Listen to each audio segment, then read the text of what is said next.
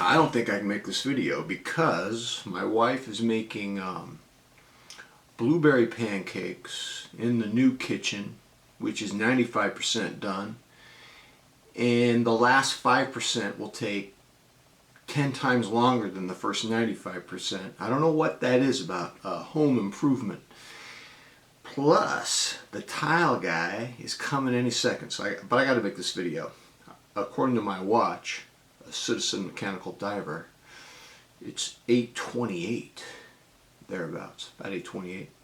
So that's what's going on. So about a month or so ago, I had a couple luxury watches. Lee sent them to me from Santa Fe, New Mexico. Lee sent me a Tudor Black Bay 41 and Planet Ocean, and it blew my mind. I won't lie to you. I really enjoyed wearing those.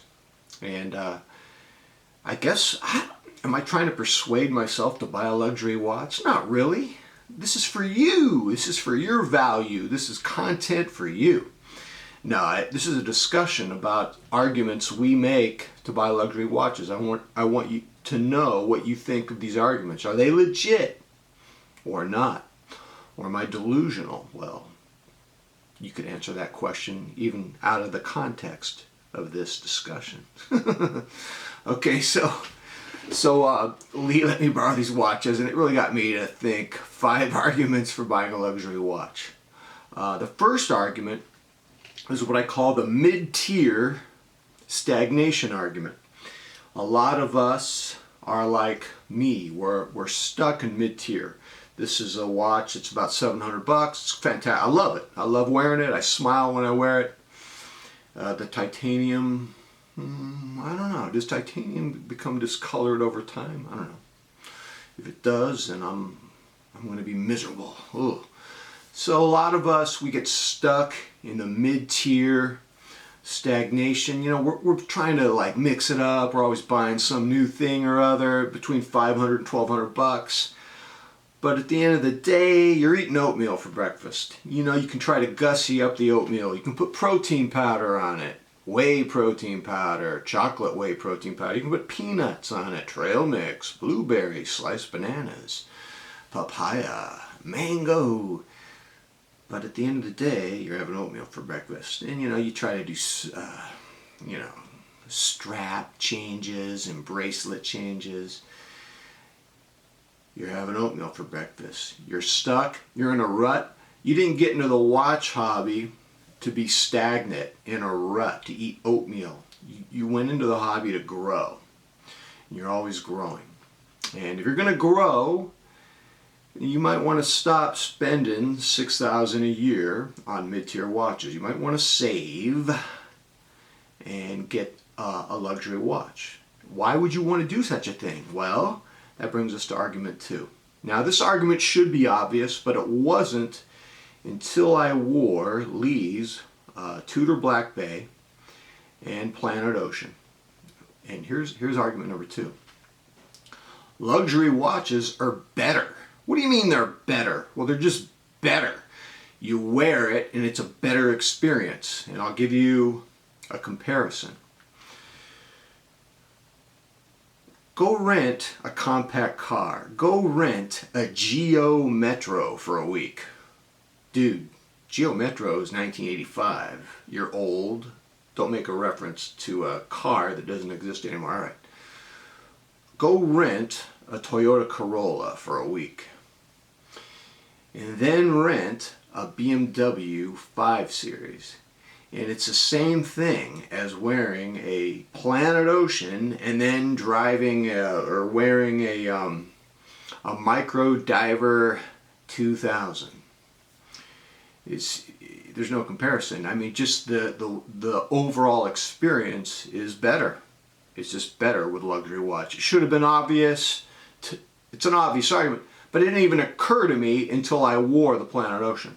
I wore that Planet Ocean to Trader Joe's, and I felt a self-worth, a self-confidence, a Popeye with his spinach type of vibe that I'd never had before. That's pathetic, McMahon, that you rely on a luxury timepiece. Hey, man, I do other stuff, man. Don't do this to me. Oh, God. I can't even make this video. The floor guy's coming in a second. So It's just superior quality. That's argument 2. Which brings us to argument 3. I call it the forbidden apple argument. As someone who loves watches, you're going to explore, you're going to be curious, you're going to increase your knowledge, and as you amass this knowledge, this expertise, you're going to eventually bite into the forbidden apple. You're going to wear a Planet Ocean. Some dude's going to come over with a Planet Ocean, or my partner in crime here in LA, Carlos, is going to buy 2 Tudor Black Bays. He's going to get the black bezel and the all stainless. He's going to text me images of them. And you're going to bite into that apple. And once you bite into the apple of luxury, you're not going back to mid-tier. It's nothing to feel guilty about. It's just a natural human proclivity to always expand your knowledge. And as you do so, you will go into some forbidden territories. It comes with the territory. And so it's too late, dude. You wore the Tudor Black Bay and you're ruined. Accept it, embrace it, and own it. And that's just an argument that you have to deal with. Brings us to argument 4. I call it the upgrade argument. You know, depending on our finances, we're always making upgrade decisions. If you're going to buy a Toyota and you have the finances to buy the Accord over the Civic, you're going to get the Accord.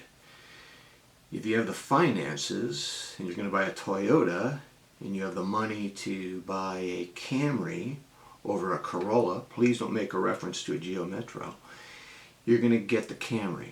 We're always making upgrade decisions. You could make an upgrade decision with a watch too. It's a sound argument, very sound argument.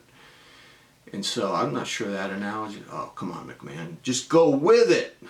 Okay, that brings us to the 5th and final argument about buying a watch. You know, buying a luxury watch, from a practical standpoint, it's lame.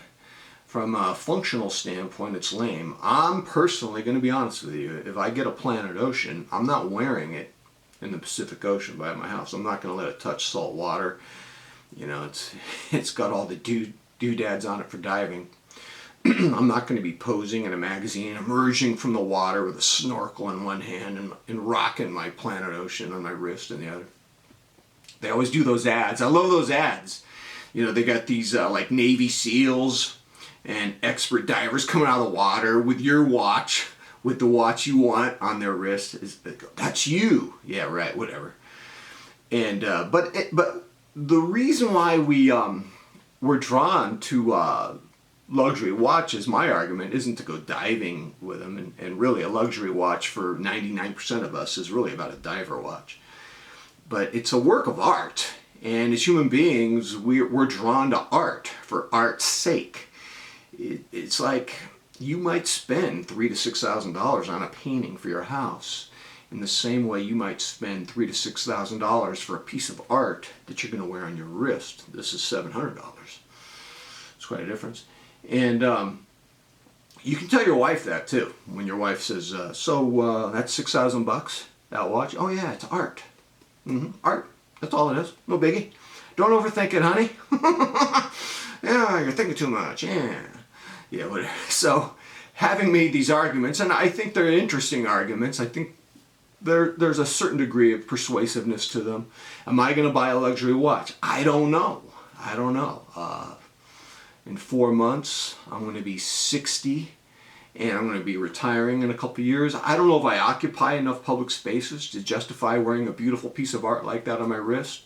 I don't want to mope around the house in my pajamas and slippers and stare at my Planet Ocean like I'm Gollum. I'm not sure I want to go down that road.